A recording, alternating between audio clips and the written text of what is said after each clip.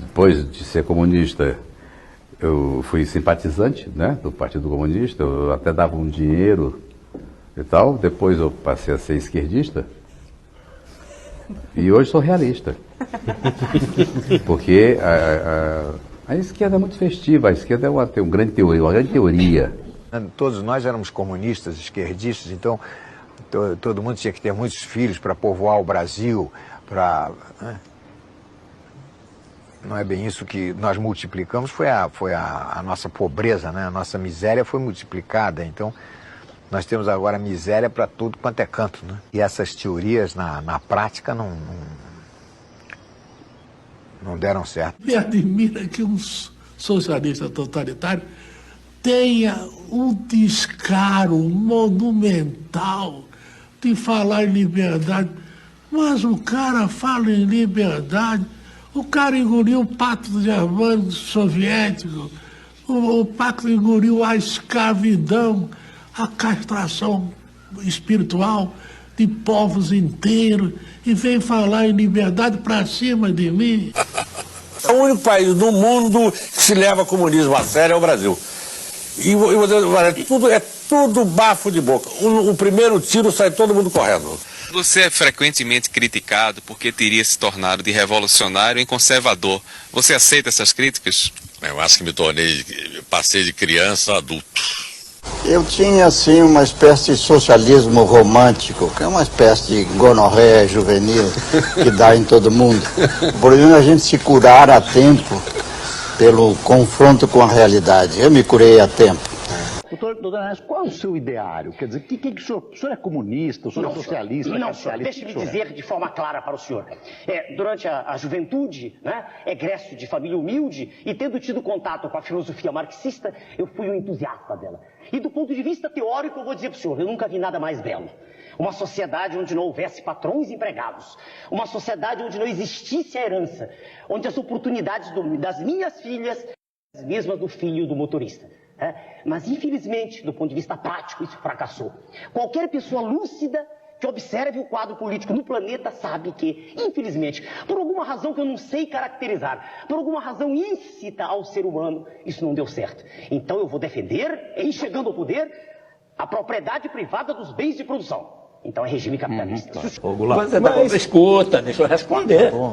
Deixa eu responder. Então o problema não é esse. O problema é exatamente o contrário. Eu conheço gente, está compreendendo, que não consegue tolerar o fato de que o socialismo acabou. E em Lula, como vê em Chaves, a continuação do magnetismo que não existe mais. Que não existe mais, talvez é tudo a mesma coisa, até a diferença é pequena. É tudo uma mentira, uma ilusão que escamoteia, que usa a esquerda de uma maneira equivocada. Você acha que acabou mesmo? Que acabou, cara, não tem dúvida. Você acha que vai nascer na Venezuela? Não, você acha que essa nossa campanha acaba no mundo inteiro, até a China vira... Não, peraí. Que é a carta do Carlos A. Júnior. O senhor já foi comunista. Que acontecimento serviu para precipitar aquele estalo e fazer com que o senhor chegasse à conclusão que o comunismo não era a saída? Muito bem. Essa é uma história muito complicada, mas o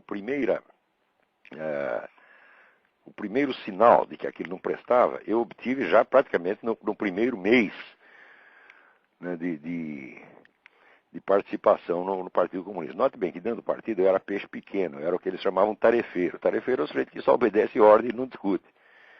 Né? Mas acontece que o próprio sujeito que me cooptou para entrar no partido, o sujeito me cooptou, nós entramos, havia uma base comunista ali na Folha de São Paulo, nós tínhamos nossas reuniões, nossa atividade, mas logo em seguida aparece um sujeito muito sinistro do comitê estadual, dizendo o seguinte, olha, o companheiro fulano de tal, ele arrumou uma amante que nós temos razões para suspeitar que seja agente do DOPS. Então, nós temos que isolá-lo durante algum tempo, enquanto nós investigamos esse negócio. E simplesmente delegou 3 voluntários, entre os quais este que vos fala, para localizar um lugar onde depositar o sujeito. Em suma, era quase um cárcere privado, né? E, naturalmente, nós fomos, não fui eu que achei, mas um dos três acabou achando um barraco numa favela, que eu lembro que você andava até o zoológico de São Paulo, depois andava mais outro tanto e mais outro tanto. É um lugar que eu nunca mais conseguiria achar. E depositamos o sujeito lá, e de vez em quando íamos lá levar cigarro para o sujeito. Eu sei que passou um tempo, né, daí eu fui desligado dessa missão e esqueci o assunto. Daí estou eu um dia lá, nessa época eu trabalhava no jornal Notícias Populares, que é jornal sangrento, que pertencia à Folha de São Paulo. E estou eu lá sentadinho e escuto dois companheiros do partido, um dizendo para o outro assim: sabe quem estava aí na portaria? Aquele filho da puta do fulano de tal, que era justamente aquele que me havia convidado para entrar no partido. Nós não deixamos nem entrar no edifício. Em suma, o sujeito, por uma suspeita que ela jamais se confirmou, ele tinha sido excluído não somente do partido, mas excluído da profissão. Passa mais um tempo, estou eu lá tomando um cafezinho num bar na frente da Folha de São Paulo, e entra o sujeito magro, barbudo, esfarrapado, um verdadeiro mendigo.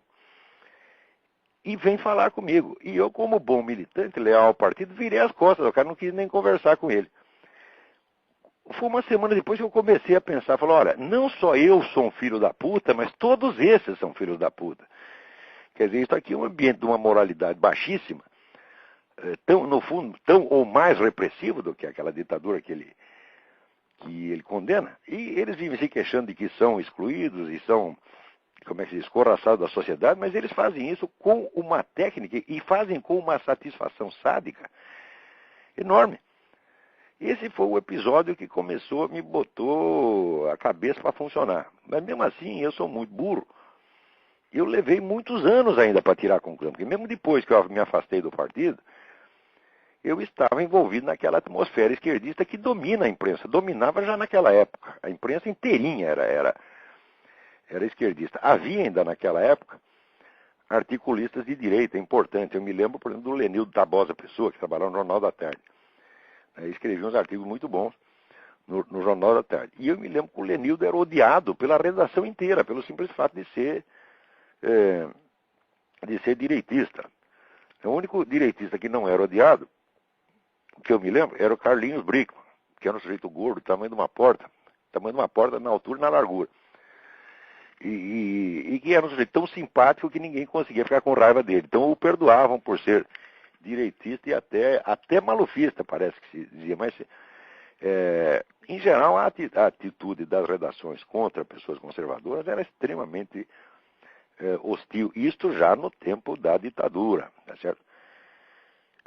Então, a gente, envolvido nessa atmosfera de esquerdismo geral, ainda levei muitos anos para chegar às conclusões. Acho que foi só uns 5 ou 6 anos depois desse episódio que eu decidi que estava na hora de começar a ler livros direitistas, porque até então eu tinha me intoxicado do manual de marxismo-leninismo da Academia de Ciências da União Soviética, das obras do Caio Prado Júnior, né, das obras do Georg Lukács, e havia 2 autores de muito sucesso na nova esquerda na época, que eram Paul Baran e Paul Sweezy, os dois. Enfim, uma infinidade de livros comunistas. As obras de Lenin eu li um bocado nesse período. Ou seja, tinha passado 7 anos me intoxicando de comunismo, e daí me deu o estalo. Falei, mas por que eu não leio os caras do outro lado também? Daí que eu comecei a ler alguns pensadores conservadores na medida em que os encontrava. Porque você veja, este pensamento conservador, ele é tão excluído no Brasil que você tem dificuldade até de saber quais são os autores. Quando se publicou, 3 ou 4 anos atrás, esse famoso Dicionário Crítico do Pensamento da Direita, feito por 106 professores, pagos a peso de ouro pelo governo brasileiro, o que eles fazem? Todos os autores importantes do mundo conservador estavam excluídos. Então, existe uma barreira, você nem tem acesso a isso, você não chega a saber. Então, eu, com muita dificuldade, fui encontrando um autor ou outro. Você veja, a burrice imperante e que se impregnou na minha pessoa era tão grande que eu levei... 20 anos depois é que eu fui ler, por exemplo, Russell Kirk, que era o grande teórico, inspirador aqui da ala conservadora do Partido Republicano. Mas na época eu li, por exemplo, o Ortega y Gasset, eu li o Joseph de Maistre, eu li o que havia ao alcance, né? E aos poucos fui vendo que não eram os monstros que se diziam, que é o contrário. Monstro era Georg Lucas, que vivia puxando o saco de Stalin, mudava de ideia sempre que o Stalin mandava, assim por diante. E foi isso que foi mudando gradativamente a minha posição. Eu não consigo nem datar, né, o dia em que, vamos dizer, realmente eu rompi com o esquerdismo inteiro, mas foi gradativo, porque eu lembro que até uns 10 anos atrás eu ainda tinha algum respeito intelectual por autores de esquerda. Hoje não tenho mais respeito nenhum, porque vejo que não merecem. Dizer que Marx é um vigarista é pouco. Marx é um charlatão integral. Tudo que esse homem escreve é falsificado, cada linha. Quanto mais você estuda, mais você vê isso. Agora, no começo, é difícil você perceber isso por causa da autoridade, do prestígio imenso que tem. Agora, quanto tempo leva, vamos dizer, um jovem brasileiro para ele escapar dessa atmosfera que é dominante e imperante, que está por toda parte, e começar a raciocinar? Né?